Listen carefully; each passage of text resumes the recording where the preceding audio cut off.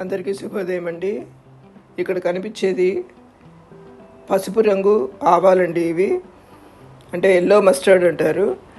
మనకి మామూలుగా మనం ఆవకాయలకి పచ్చళ్ళకి పెట్టుకునేవి సన్నావాలు కొంచెం బ్లాక్ కలర్లో ఉంటాయి కదా. అవి ఆవఘాటు ఎక్కువగా ఉంటుంది, కొంచెం చేదుతనం ఉంటుంది దాంట్లో. ఇవి పసుపు రంగులో ఉంటాయి అన్నమాట. దీన్ని కొంచెం మనం ఎండలో పెట్టుకుని రోజంతా ఎండలో పెట్టుకుని గ్రైండ్ చేసినా సరే, లేదంటే కొంచెంగా మనం వేడి చూపించి అంటే భాండీలో కాస్త వేడి చేసినట్టుగా అంటే కొంచెం ఫ్రై చేసి అది మనం గ్రైండ్ చేసేసుకుంటే బంగారం కలర్లో ఆవపిండి వస్తుందండి. దాన్ని మనం ఆవపెట్టి పులిహోర అని చేసుకుంటాం కదా, అలాంటి వాటికి, తర్వాత ఈ టమాటో పచ్చళ్ళలో టమాటో ఆవకాయని ఇలా చేసుకునే వాటికి ఈ పిండి వాడుకోవచ్చండి. చాలా చాలా టేస్టీగా ఉంటుందన్నమాట. ఇది ఆవపిండిలో ఉండే అన్ని ప్రయోజనాలతో పాటు ఈ ఒమేగా-3 అనేది ఫైబర్ కంటెంటు, తర్వాత చాలా ఖనిజాలు, పోషక విలువలతో ఇది ఫుల్గా పోషక విలువలతో ఉంటుందన్నమాట. ఇవి చాలా చాలా బాగుందండి.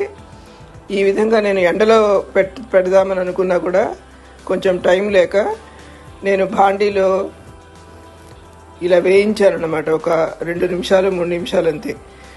అది కొంచెం వేడి కాగానే ఆపేయచ్చు. అవి చల్లారంగానే మంచి కరకరలాడుతూ వస్తాయండి. ఇవి నోట్లో వేసుకుని చూసినా కూడా చేదు లేదు అసలు, అంటే చేదు కంటెంట్ తక్కువ ఉంటుందన్నమాట. ఈ విధంగా దాన్ని కొంచెం వేయించి చల్లారబెట్టి గ్రైండ్ చేశాను. అసలు గోల్డ్ కలర్లో వచ్చిందనమాట ఆవపిండి.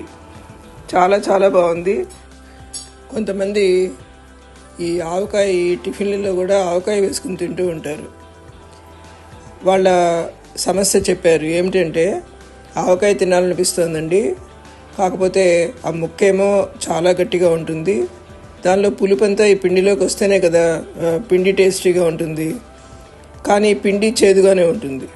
ఆ ముక్కేమో తినలేకపోతున్నారు, కానీ ఆవకాయ తినాలనిపిస్తుంది, మాకు టిఫిన్లలో కూడా ఆవకాయ కావాలి అన్నారండి. అప్పుడు నాకు ఒక ఐడియా వచ్చింది. ఇది ఎల్లో మస్టర్డ్, ఈ ఆవపిండి బంగారం కలర్లో బ్రహ్మాండంగా వచ్చింది.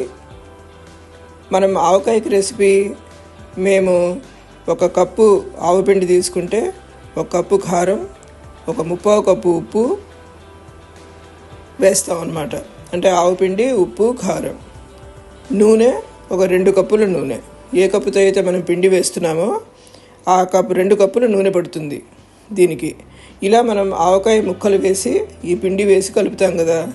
ఇప్పుడు నేనేం చేశానంటే ఆమ్చూరు తీసుకున్నానండి. ఇప్పుడు మామిడికాయలు ముక్కలు తరిగి ఎండబెట్టాం కదా, అది చక్కగా వచ్చి తెల్లగా ఉరుగయ్యి చాలా బాగుంది అనమాట. అది నేను ఆమ్చూరు చేస్తే 1 ఫుల్ కప్పు ఆమ్చూరు.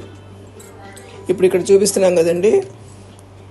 ఇది ఉప్పు, కారం, ఆవపిండి, తర్వాత ఆమ్చూరు, నూనె అన్నీ ఇలా సిద్ధంగా పెట్టుకుని కొంచెం పెద్దగా ఉన్న గిన్నె తీసుకుని ఈ ఉప్పు, కారం, ఆవపిండి, 1 చారెడు మెంతులు కూడా ఇందులో చాలా బాగుంటాయండి. ఇలా అన్నీ ఆ గిన్నెలో వేసేసి నూనె వేసి కలుపుకోవాలి. ఇది ఆవకాయ పెట్టే ప్రొసీజరేనండి.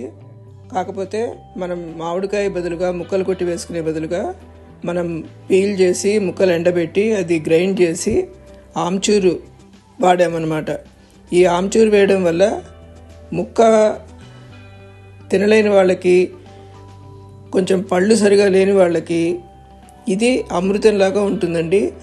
ఈ విధంగా చేసుకుంటే సేమ్ ఆవకాయ తిన్న ఫీలింగ్ వస్తుంది, వాళ్ళు తినగలుగుతారు ఆవకాయ పిండి ఇది.